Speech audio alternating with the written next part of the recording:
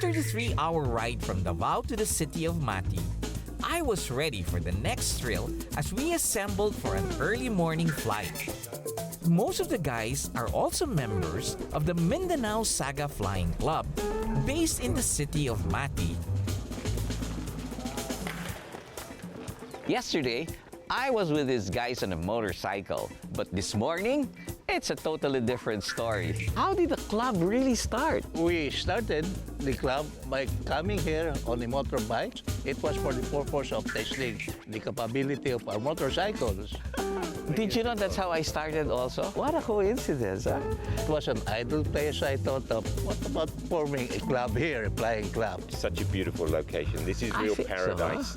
So even when you're not flying, there are so many other things to do, from the beach to the mountains to the scenery. Absolutely fantastic. I should consider bringing an airplane here. Can I hangar? Can I put a hangar? Well, I think you are now required. Not welcome, huh? Not welcome. Required now. So I will only do that if my old flying buddy will guarantee to fly here as well. This is a requirement also. The Mindanao Saga Flying Club aims to make flying more accessible for everyone. The club's best offering may be the unforgettable flying experience over Mati's stunning beachscapes. So today, we traded our helmets for headsets as we plan to do a formation flight. We had the whole airport to ourselves as we taxied to the runway.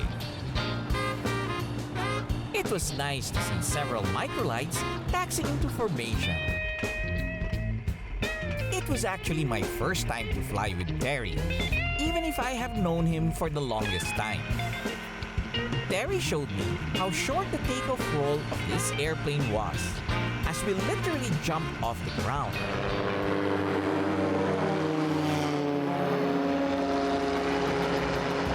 As soon as we are airborne, it was like being transported into an entirely different world.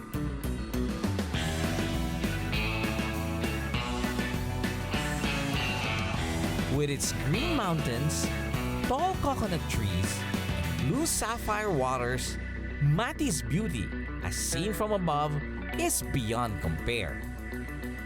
We then flew in formation and made a low pass over the field just to make the others on the ground envious of the fun we were having.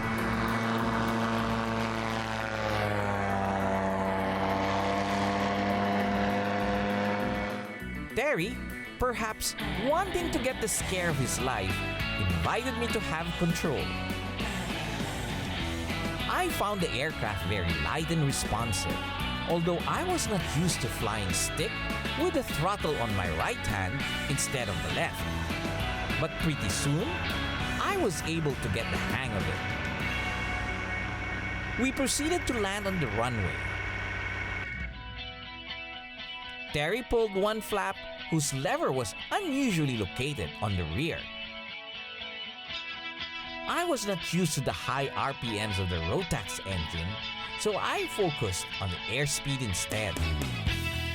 I had to exert a bit of effort on the rudder to keep the airplane aligned on the runway.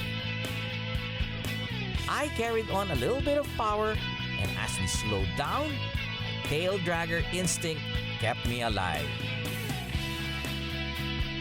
With a bike, an airplane, and no traffic, what more can anyone ask for? No longer content with just seeing Mati's beauty from afar, I ventured into the city to see it up close. Mati City is the capital of Davao Oriental.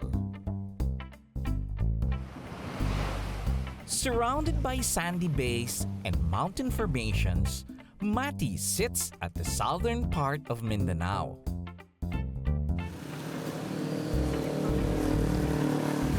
At the center of the city is the newly opened Subangan Museum. I was met by Lirna, who showed me around the impressive exhibits. I heard so many good things about your museum. Because this is a pride for Davao Oriental, I would like to tour your inside.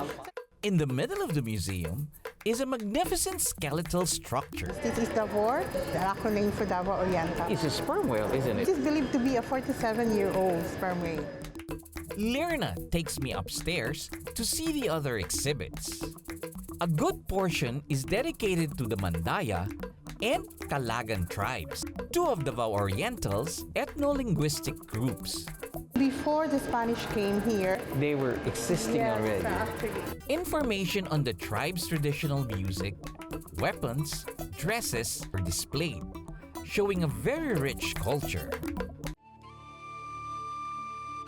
There were also interactive exhibits like the view of the pygmy forest of Mount Hamigitan, It's almost 2,000 hectares of bonsai field. recently inaugurated as a UNESCO World Heritage Site. Subangan Museum offered a very comprehensive overview of Mati's unique natural and cultural heritage and gave me a good idea of the things I cannot miss while in Mati.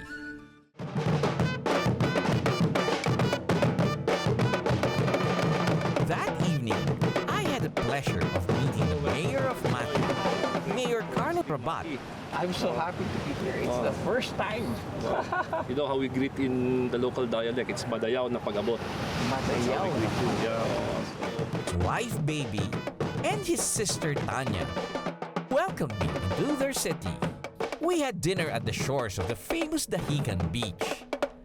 I was also lucky to catch a performance by the Mati National High School, champions of the cultural dance competition in the Kadayawan Festival in Davao. When we come back, I meet some of Mati's most colorful characters who teach me a thing or two about their way of life.